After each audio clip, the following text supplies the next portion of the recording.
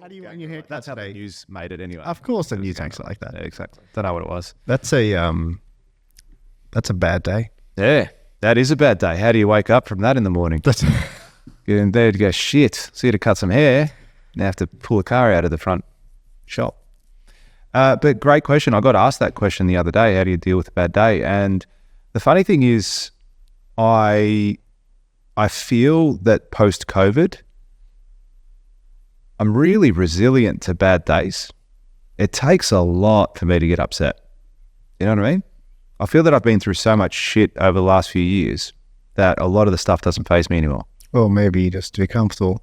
Too comfortable? No, I don't know about that. Why? Because I feel that I'm in a lot more control of my emotions. Yeah. So I'll look at it as a logical thing. So, okay, but okay. There's a saying, I can't remember who it's by, but it says, like, if everything's under control, you're not going fast enough. You know, and maybe if you feel like everything is under control, you have gotten used to this speed or this level. You know what I mean? It's like you're playing, like, let's just say, for example. But you said a bad day, not an uncomfortable day. Let me finish. All right. So, if you are driving on the highway and everyone's doing 80 and you're doing 120, yeah, and the aim is to go fast, you look around and you're like, I'm crushing everyone. Like, most of the people beating them. There's one guy who's going faster, but he's, you know, whatever, risk. But me, I'm winning steadily, comfortably. I'm doing it at a good pace. When you compare yourself to everyone else, you get comfortable at 120. Yeah. Yeah, really comfortable at 120. But it's like maybe, because you just said you never have you're almost like your emotions are really well controlled. Or maybe you need to. No, I don't think I do. I didn't say I'm comfortable. I don't get, like you're saying, a bad day. A bad day is a negative day. It would take a lot for a negative day for me to have a negative day. Do you know what I mean? So you're too comfortable. No, I disagree. I don't think I'm comfortable at all. I'm not. I'm itching. Like, I'm annoyed still where I'm at in my life. No, I didn't say you're not. Like, I think you're too comfortable. I'm assuming you. Yeah. No, so it's good. We got to have a conversation. Yeah. But I don't feel comfortable. I don't feel comfort. Do you know what I mean? We were saying not complacency, comfort. Yes. Not the same thing, yeah? Yes. Complacency is, I'm not going to go anymore. Yeah. Comfort is, I'm going at a good speed, and it's... No, I don't feel that. Hey? I don't feel that at all. No? No, I look at that yacht you got me every fucking day, and it annoys me that I still I can't get onto the yacht yet. Just a yacht for ants. You don't understand that reference, do you? Do you understand that, Iggy? Is this a yacht for ants? Is this the house for ants? You haven't seen Zoolander? Everyone's seen Zoolander. Yeah. Zoolander? Yeah. Needs to be 3 times bigger. I don't know. Anyway. What? So, anyway, I just got to stop with the movie quotes for the rest of the time. Because I thought you'd worked it out by now. It's been a year. It's been a while. No, I'm saying when you say bad day, I think shit hits the fan. Yeah, so... But you know what I mean? That doesn't mean that you're doing 120 and everyone else is doing 80. No, I'm just saying sometimes you can think you are uncomfortable comparing yourself to people who are too comfortable. Yeah, man. I'm not in war. No, that's not my life. I'm not referring to that either. But I'm saying there's definitely other levels of uncomfort and bad days. But also Gary Vee says this too. You know, he compares everything to his wife, kids, mum, dad, brother, sister dying. And then he looks at that and goes, cool, it's not a bad day. Okay, so what would it take to shake you up? Because you're saying you'd never have a bad day. No, not that I never have a bad day. I just think it takes a lot for something to... Yeah, so when was the last time you had a bad day? Like, sometimes I've had days, dude, where I'm like, fuck this day, dude, I'm going to bed. Do you know what I mean?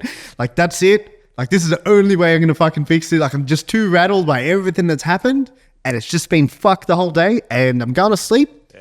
And when I wake up, it's like, all right, cool. Like, that's it. Like, I just had to sleep that off. It was just sometimes. How do you find? Do you sleep on days like that? Me? Yeah. I sleep every day. No. Of course you sleep every day, but how do you sleep with ease? See, I find when I'm rattled like that, I'll just be thinking of shit in my head the whole time, and I'll have a interrupted sleep. Sometimes me going to sleep at that time doesn't help. I don't go to sleep at like 4 p.m.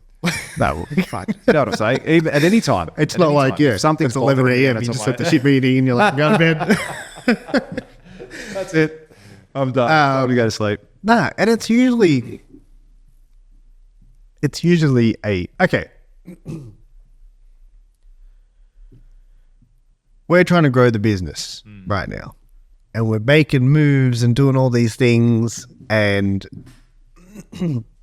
more recently, probably as close as, especially with every like the tours and everything, like going missing and like everything, so much movement, dude. I felt like I was spiraling out of control. Yeah. And I think it's that level of growth so fast. Like we would do, like hired like salesperson on this person on doing this, hired that, signed them up, like doing so much that I never finished my to-do list. I couldn't tell you the last time I finished it. Yeah. Have you? Yeah, I don't know. It's like, I don't think I've ever had. no, don't you get to the point where you're like, yeah, like I kind of did everything I have to do today. I took in a day. Yeah, I haven't done that in ages. Yeah. I look at my list. The other day I actually took a lot off. That's and a then, feeling. yeah, I took a lot off it, and then I was like, okay, cool. And then I loaded it back up. I had more stuff to do. Yeah, yeah. I think there's always stuff. Yeah. But I just feel like more recently, I don't ever feel like I've had a day where I've spiraled, but I've had a couple of days where it's like, fuck, this is fucking like slogging dude here. And yeah, sometimes you just have a day where, and I feel like when it rains, it pours. Absolutely. It's like when one client calls you for something bad, for do. You know what I mean? And then you're like, fuck, like all at once. And then, yeah, I've had days. And I used to always, my thing was I'd go and eat. Like that would happen. And I'd be like, oh, what? That happened? Oh. I don't do that anymore. Yeah. So do instead, ice bath. Go to bed. Go to bed. No, honestly, I just go for a walk. Yeah, I think that helps. Yeah. Seriously, just fucking plug my headphones in. I was reading this book the other day, and it was saying how men can't. Once your heart rate gets, say if you're in an argument or a fight or whatever it might be, or anything, a stressful situation, after between 70 and, depending how fit you are, anything over 80 beats per minute, like your body's in stress, you lose all ability to. What's your heart rate now? Trying to have a look. Yeah. So you lose all ability. You lose humor. You lose your sense of humor to be able to joke and say and be witty.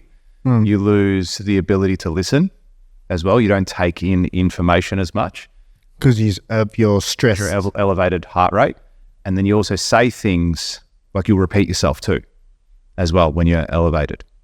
Now, what's the book? I can't remember. I'll tell you later. I got it somewhere. Anyway, but what it was 73. Oh, I'm going to check mine now.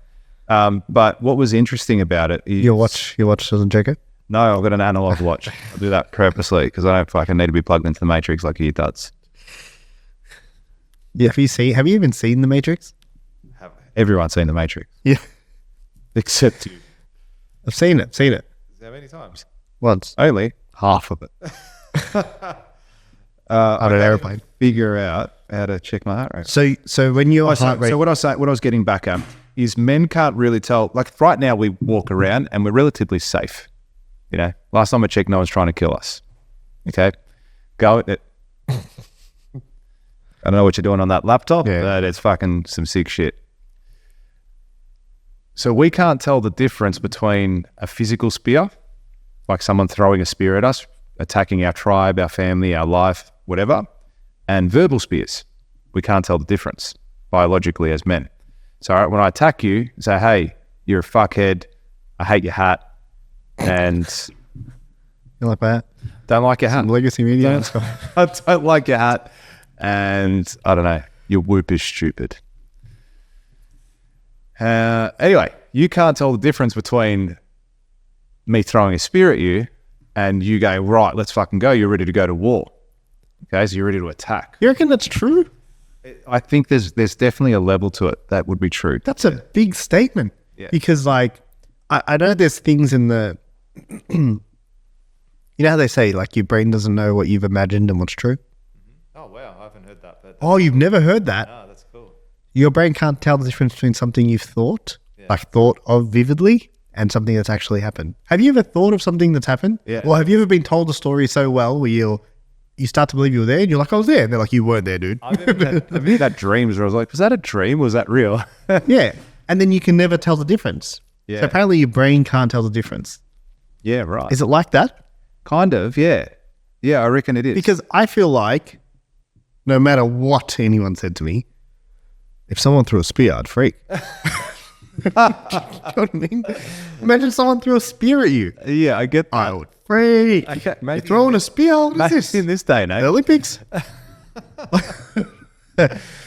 But yeah, so attacks like that, they say it's good for you like to go for walks, get your mind off what you're being stressed about.